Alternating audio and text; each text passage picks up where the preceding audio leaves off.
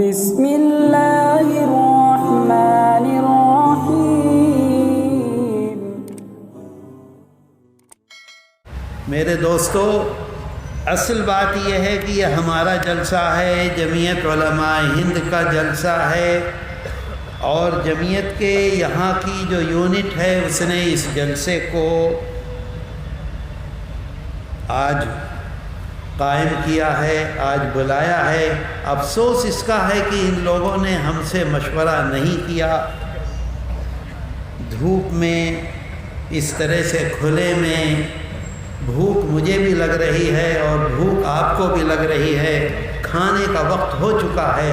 اس وقت کیا کہوں کیا نہ کہوں میری سمجھ میں نہیں آتا۔ میں یہ محسوس کر رہا ہوں کہ ہمارے کپتان صاحب جمعیت علماء ہند کی خدمات سے واقف نہیں ہیں۔ آپ اور ہم اپنے اکابر اور اپنے بزرگوں کی خدمات سے واقف نہیں ہیں۔ اس ملک کے لیے جمعیت نے اور جمعیت علماء ہند کے اکابر نے کیا کیا کیا ہے اس کی تفصیل نہیں بتلا سکتا۔ میں ابھی گیا تھا حضرت میاں جی نور محمد نور اللہ مرقدہ کی مدار پر۔ حضرت میاں جی نور محمد کون ہیں؟ کپتان صاحب واقف نہیں ہیں۔ ان کے پیر تھے حضرت شاہ عبد الرحیم ولایتی، ہندوستان کی پہلی جنگ آزادی جو لڑی گئی ہے اس کے وہ ایک بڑے سپاہی تھے، اور وہ ہندوستان کی آزادی کے لیے شہید ہوئے۔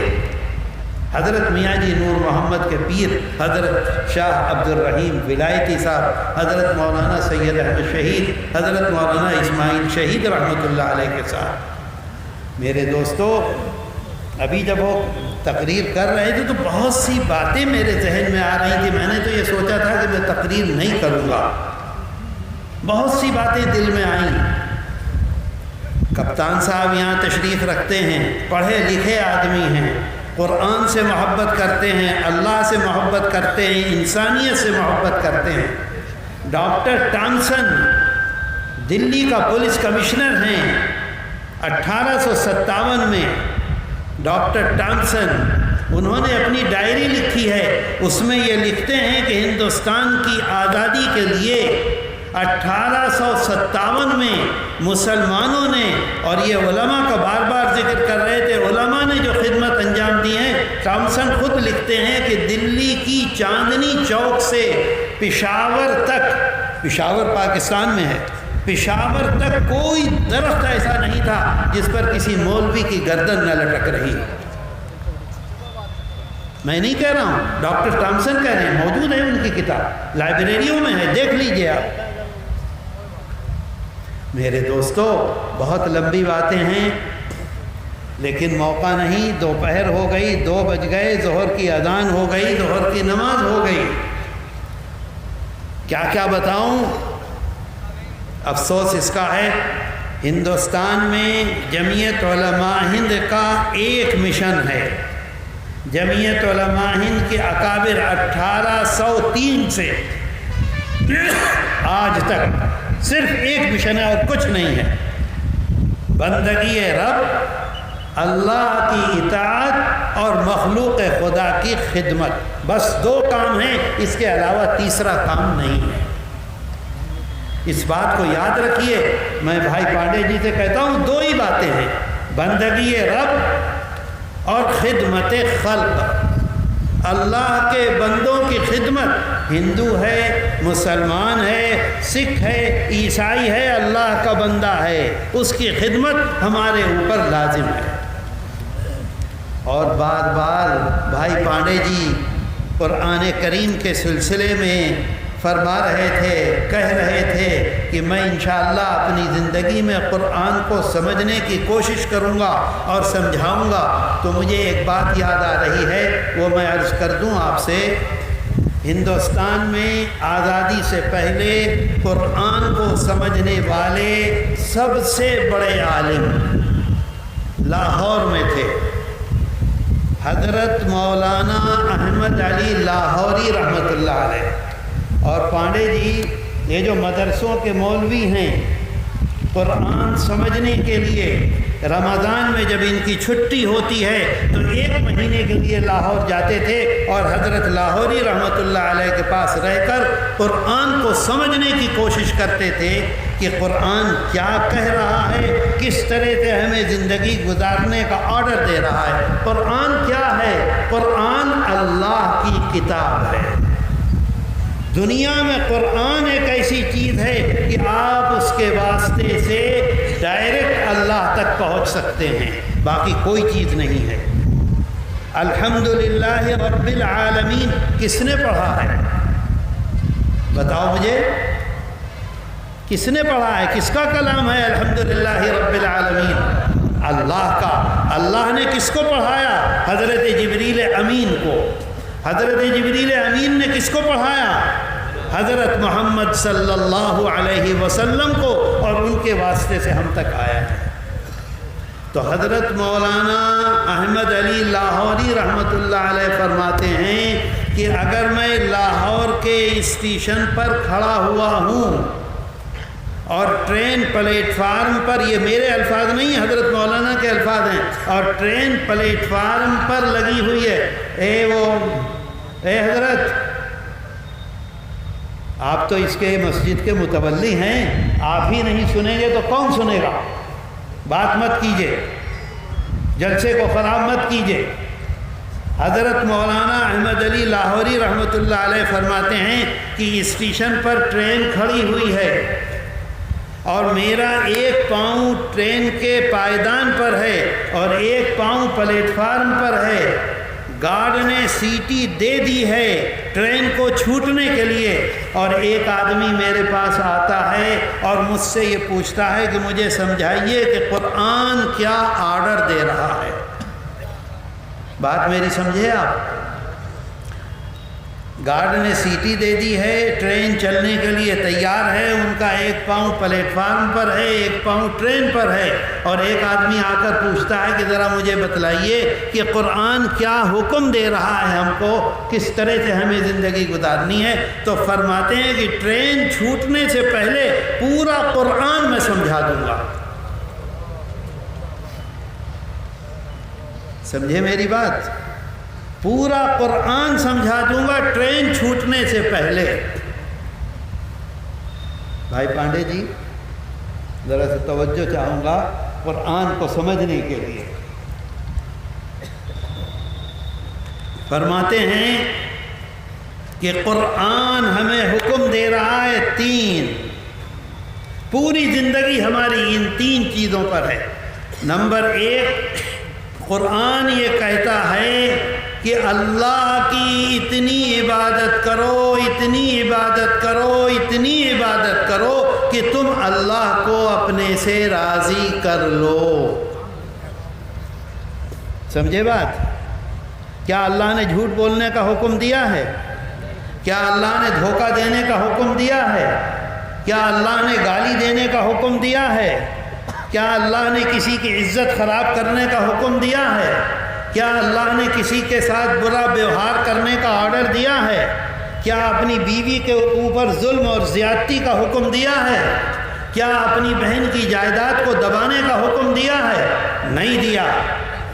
فرماتے ہیں کہ قرآن کہتا ہے کہ اللہ کی ایسی عبادت کرو، ایسی عبادت کرو، ایسی عبادت کرو کہ اللہ تم سے راضی ہو جائے۔ سمجھ گئے ایک بات؟ اب نمبر 2، فرماتے ہیں کہ ہمارے آقا اور سردار حضرت محمد صلی اللہ علیہ وسلم کی ایسی اطاعت کرو، ایسی اطاعت کرو، ایسی اطاعت کرو کہ وہ تم سے راضی اور خوش ہو جائیں۔ سمجھے بات؟ نہیں سمجھے؟ کیا نماز چھوڑنے کا آقا حکم دیتے ہیں اپنی پوری زندگی میں؟ کبھی وہ کوئی ایک نماز چھوڑی؟ فرماتے ہیں کہ کیا کبھی آپ نے کسی کو گالی دی؟ کیا کسی کا دل دکھایا؟ کیا کسی کا مال دبایا؟ کیا کبھی تمباکو کھایا؟ بتاؤ، کیا کبھی شراب پی؟ ایسی اطاعت کرو جیسی انہوں نے زندگی گزاری ہے، ایسی زندگی گزارو، ایسی گزارو، ایسی گزارو کہ وہ تم تم سے راضی ہو جائیں، خوش ہو جائیں۔ آئی بات سمجھ میں؟ تیسری بات فرماتے ہیں کہ قرآن میں اللہ حکم دیتا ہے کہ اللہ کی مخلوق کی، یہ نہیں فرماتے ہیں مسلمان کی، یہ نہیں کہتے ہیں اپنی بیوی کی، یہ نہیں کہتے ہیں اپنے پوتے کی، یہ نہیں کہتے ہیں اپنے باپ کی، یہ نہیں کہتے ہیں اپنی ماں کی، فرماتے ہیں اللہ کی مخلوق کی۔ میرے دوستو ایک بات بتاؤ، اپنے سینے پہ ہاتھ رکھے کہ تمہارے 4 بیٹے ہیں، 3 بیٹے اپنی جگہ پر بہت مضبوط ہیں، کام کرتے ہیں، بزنس کرتے ہیں، کاروبار کرتے ہیں، کوئی پریشانی نہیں، اور ایک بیٹا جو ہے وہ خراب لوگوں میں بیٹھتا ہے، شراب پیتا ہے، گالی دیتا ہے، دن بھر وقت ضائع کرتا ہے، آدھی رات میں آتا ہے۔ بوڑھے باپ کو کس کی فکر ہوتی ہے؟ بتاؤ، سچ بتاؤ، بوڑھے باپ کو کس کی فکر ہوتی ہے؟ ان 3 کی نہیں، اس ایک بیٹے کی جو برباد ہے۔ کس کا؟ ہمارا کیا دخل ہے اس میں؟ اللہ نے دے دیا۔ اللہ کو کیسی محبت ہے ہر انسان سے محبت کرتا ہے وہ۔ تو کہتے ہیں حضرت مولانا احمد علی لاہوری رحمۃ اللہ علیہ، مخلوق خدا کی ایسی خدمت کرو، ایسی خدمت کرو، ایسی خدمت کرو کہ ساری مخلوق تم سے راضی ہو جائے، تم سے خوش ہو جائے۔ بس قرآن کی یہی تعلیم ہے، اس کے علاوہ کچھ نہیں ہے۔ بات آئی سمجھ میں؟ میرے دوستو آیا سمجھ میں کہ نہیں آیا؟ میرے بھائیوں، یہی قومی یکجہتی ہے، یہی جمعیت علماء ہند کا پیغام ہے، یہی ہمارے اکابر کا پیغام ہے، یہی ہمارے مدارس کا پیغام ہے، یہی ہمارے علماء کا پیغام ہے، یہی ہماری مسجدوں کا پیغام ہے۔ اس کے علاوہ کوئی دوسرا پیغام نہیں ہے۔ اسی وجہ سے دھڑلے سے کہتے ہیں آؤ مدرسوں میں دیکھ لو کہ دہشت گرد پیدا ہو رہے ہیں یا سیدھے سچے انسان پیدا ہو رہے ہیں۔ میرے بھائی، میرے دوستو، اس ملک میں سب سے پہلے قومی یکجہتی کا نعرہ جمعیت علماء ہند نے لگایا۔ سب سے پہلے قومی یکجہتی کا نعرہ سن 1936 میں دلی میں شیخ الاسلام والمسلمین حضرت مولانا حسین احمد مدنی نے لگایا اور فرمایا قوم وطن سے بنتی ہے، مذہب سے نہیں بنتی۔ ہمارا وطن کیا ہے؟ ہندوستان ہے، ہم ہندوستانی ہیں۔ ہندو کون ہے؟ ہندوستانی ہے۔ مسلمان کون ہے؟ ہندوستانی ہے۔ سکھ کون ہے؟ ہندوستانی ہے۔ عیسائی کون ہے؟ ہندوستانی ہے۔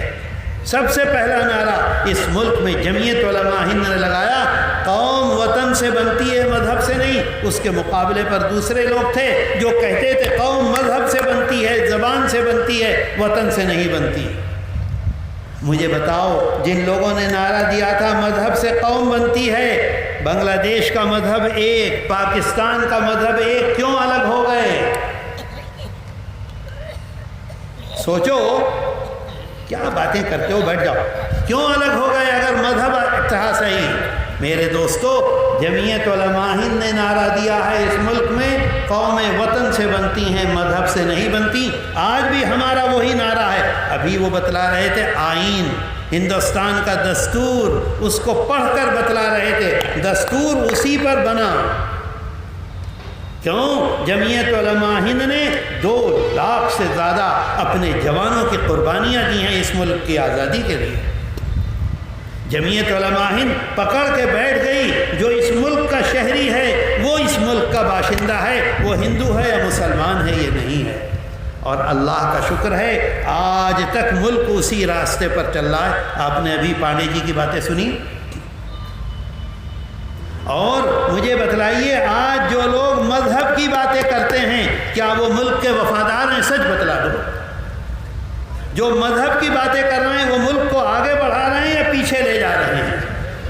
جو صرف مذہب کی باتیں کر رہے ہیں ان کے آنے کے بعد ملک نے ترقی کی ہے یا ملک پیچھے گیا ہے؟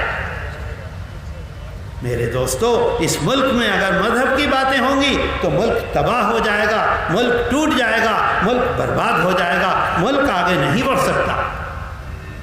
ہمارے بزرگوں نے اس ملک کی آزادی کے لیے، اس ملک کی خدمت کی ہے، جد و جہد کی ہے، 200 سال کی ہے۔ میرے دوستو، ابھی مجھے یاد آیا، پانڈے جی سے میں عرض کروں کہ سن 1869 میں ہندوستان کی آزادی کے لیے مسلمانوں نے جو خدمت انجام دی 1799 سے 1857 تک لاکھوں لاکھ مسلمان شہید ہو گیا اس ملک کے لیے اور دھرتی کے لیے، تو 1869 میں ہندوستان میں انگریز وائسرائے تھے لارڈ میو، انہوں نے ایک کمیٹی بنائی ڈبلو ہنٹر کو، کچھ لوگ بنائے، اس کا انچارج بنایا ڈبلو ہنٹر کو، بنگال سول سروس کے بڑے افسر تھے، اور ان سے یہ کہا کہ کیا ہندوستانی مسلمان، غور سے سنیے گا، ان سے یہ کہا کیا ہندوستانی مسلمان اپنے مذہب کی روح سے ملکہ برطانیہ کی حکومت کے خلاف جہاد کرنے کے پابند ہیں؟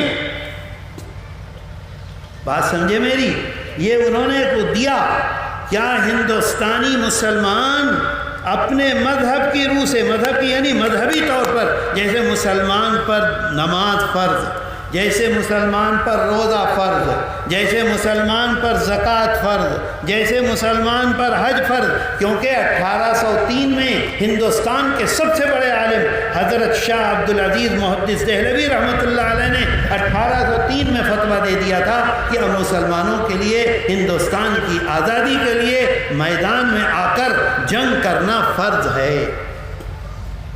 پہلے اس وقت دیا، پھر سن 1857 میں دیا، تفصیل بہت ہو جائے گی، لمبی ہو جائے گی، میں تو یہ سنا رہا ہوں کہ لارڈ میو نے یہ ایک جملہ بنایا کہ کیا ہندوستانی مسلمان اپنے مذہب کی روح سے ملکہ برطانیہ کی حکومت کے خلاف جہاد کرنے کے پابند ہیں؟ ڈبلو ہنٹر نے پورے ملک کا دورہ کیا، لوگوں سے ملاقاتیں کیں، صورتحال کا جائزہ لیا، اور 2 سال کے بعد سن 1871 میں رپورٹ دے دی۔ کس نے رپورٹ دی؟ ڈبلو ہنٹر نے رپورٹ دی۔ کس کو رپورٹ دی؟ ہندوستان کا جو اس وقت کا مالک تھا، ہم غلام تھے، وہ ہمارا مالک تھا لارڈ میو۔ کہتے ہیں، وہ لکھتے ہیں ڈبلو ہنٹر، ہاں ہندوستانی مسلمان اپنے مذہب کی روح سے اس کو اپنا مذہبی فریضہ سمجھتے ہیں کہ دین دشمن اور ملک دشمن حکومت کے خلاف جہاد کریں۔ سمجھ رہے ہو بات کو؟ میں ذرا سا، پانڈے جی موجود ہیں اور ہمارے دوسرے بھائی موجود ہیں، ان کو یہ بتلانا چاہتا ہوں، یہ تاریخی حقائق ہیں۔ آج ہم اپنے بڑوں کو نہیں جانتے، آج ہم اپنی خدمات نہیں جانتے، آج ہمیں یہ معلوم نہیں ہے کہ ہم نے اور ہمارے بڑوں نے کیا کیا ہے۔ 1799 سے 1947 تک، میرے دوستو باتیں یاد آ رہی ہیں، دیر ہو رہی ہے۔ 1888 میں جنگ آزادی شروع ہوئی ہے، 1799 میں، 1888 میں کانگریس کا وجود ہوا ہے۔ آپ دیکھ لیجئے، پڑھے لکھے لوگ ہیں آپ، تاریخ اٹھا کر دیکھ لیجئے، میں زبانی جمع خرچ نہیں کر رہا ہوں۔ میرے بھائیوں، اس وقت موقع نہیں، مجھے بہت اچھا لگا آپ تمام حضرات سے مل کر، اور میں شکر گزار ہوں یہ کنوینر صاحب کا، حافظ ارشد کا، بغیر پوچھے گچھے انہوں نے جلسہ رکھ لیا دن میں اور دھوپ میں بٹھا دیا، سورج ہمارے اوپر پڑ رہا ہے، آپ لوگ آرام سے الحمدللہ بیٹھے ہوئے ہیں، اس دیوار کا سہارا لے لیا ہوتا تو کم سے کم سورج نہ پڑتا، لیکن انہوں نے خیال آپ کا رکھا، ہمارا نہیں رکھا، اس کے اوپر کچھ لگا دیتے تو اور اچھا ہوتا۔ انشاءاللہ پھر کبھی جلسہ ہوگا، پھر بیٹھیں گے، آئیں گے، بات کریں گے۔ پانڈے جی، قرآن کریم کے سلسلے میں سمجھ میں آئی بات؟ بہت اچھا، اور بھی آگے بڑھیں گے۔ ہاں انشاءاللہ، لیکن بنیادی طور پر یہ چیزیں ہیں۔ اللہ ہمیں اور آپ کو یہاں آنا مبارک فرما دے، قبول فرما لے، اور جس کام کے لیے ہم نے یہ جلسہ منعقد کیا ہے اللہ اس میں کامیاب فرما دے۔ وآخر دعوانا الحمد للہ رب العالمین، وصلی اللہ تعالی علی خیر خلقہ محمد وآلہ وسلم۔